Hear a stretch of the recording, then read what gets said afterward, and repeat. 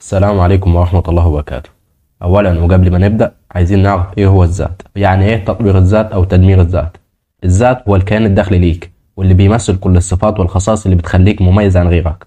فممكن أقول إنه ذاتك بيتكون من كذا عنصر.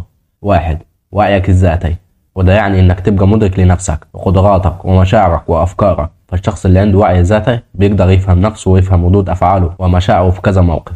اتنين، قيمك ومبادئك، دي المعايير أو الأسس اللي بتواجه بيها حياتك وبتاخد بيها قراراتك. القيم دي بتشمل حاجات كتير زي الصدق والأماني والعدالة والحاجات اللي بتعتبرها مهمة في حياتك.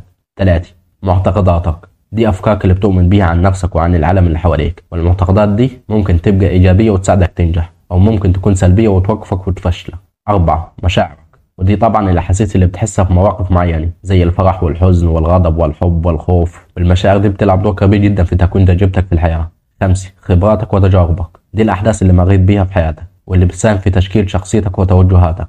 ستة، أهدافك وطموحاتك، دي الحاجات اللي أنت عايز تحققها في حياتك وهي اللي بتحدد مساراتك واتجاهاتك. سبعة، سلوكياتك وعاداتك، دي أفعالك اللي بتعملها بشكل متكرر واللي بتنعكس بشكل كبير على شخصيتك وقيمك. فالذات هو المزيج من ده كله، وهو اللي بيخليك فريد ومميز عن غيرك، وهو الكيان اللي بيمثل حقيقتك وجوهرك الداخلي. فتعالى نعرف مع بعض إيه هي الأسباب اللي ممكن تدمر ذاتك. أولا، التسويف والمماطلة. أغلبنا بيفكر يلعب رياضة أو يعمل دايت أو ياكل أكل صحي أو يبطل تدخين أو حتى يفتح مشروع، بس دايما بنكسل ونقول لنفسنا بكرة أو بعده ونقعد في نفس الزون ده. أنت على كده بتسوف تماطل وعمرك ما تحقق هدفك، وده طبعا من أكبر أسباب تدمير الذات. التسويف دايما بيخليك ثابت في مكانك، مش بتتقدم ولا بتتحرك. لازم تعرف وتفهم ان الوقت اللي بيروح مش بيرجع ابدا، وكل ما تأجل انت على كده بتأخر في تحقيق حلمك وهدفك. ابدأ من دلوقتي، ما تأجلش لبكره. اقول لك نصيحة، كل ما تيجي على افكارك حاجة عايز تعملها والحاجة دي تكون مفيدة، عد 5 ثواني وابدأ على طول من غير ما تفكر، وابدأ ومش هتخسر حاجة. لكن العكس. ثانيا، التشكيك في النفس، انك تشك في نفسك، دي من اصعب الافكار اللي ممكن تشيلها في حياتك. لما تحسس نفسك انك ما تستحقش او انك مش قادر او انك مش قد الحاجه دي، ده بيوقفك دايما من استغلال الفرص، وده بيخليك تحس انك مش قادر تحقق اي حاجه، وده بيدمر دايما ثقتك في نفسك. حاول دايما انك تحسس نفسك انك تستحق الافضل وانك قادر تحقق كل حاجه بتحلم بيها. ثالثا،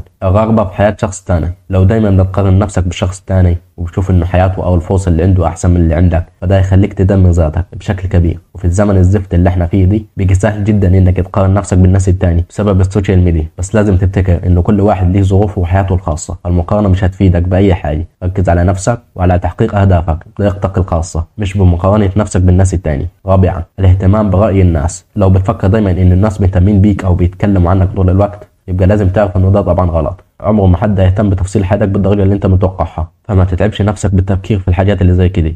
ركز على نفسك وخليك واثق في اللي بتعمله لو كان صح. المهم انك تكون راضي عن نفسك، مش راضي عن رأي الناس فيك. خامسا، البحث عن الكمال. الاشخاص اللي دايما بيدوروا على الكماليه والمثاليه بيتعرضوا دايما للانكسارات وخيبات الامل والمشاكل العقليه والعاطفيه.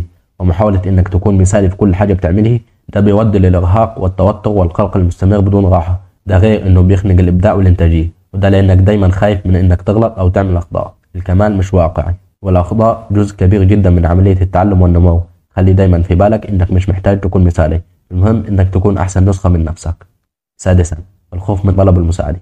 في ناس كتير جدا بيخافوا يطلبوا المساعده من غيرهم، معتقدين انه ده ممكن يزعج حد او انه يظهر ضعفهم. التصرف ده غلط طبعا وبيؤدي لتدمير الذات. الاشخاص اللي بيخافوا يطلبوا المساعده وبيحاولوا يعملوا كل حاجه بنفسهم حتى لو كانوا محتاجين المساعده فعلا، ده غالبا بيوديهم لنتائج عكسيه. فلازم تعرفوا انه طلب المساعده مش ضعف، لكن العكس، ده بيدل على قوه وشجاعه وانك عارف حدودك وانك عارف امتى بتطلب المساعده من غيرك.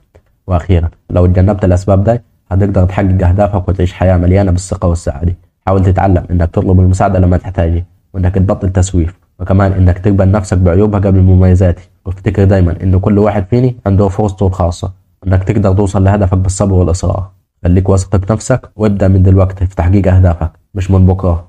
ما تنساش تعمل خير وتشارك الفيديو ده مع غيرك، واعمل لايك لانه بيساعد على نشر الفيديو. وكما قال رسول الله صلى الله عليه وسلم: الدل على الخير كفاعله. السلام عليكم.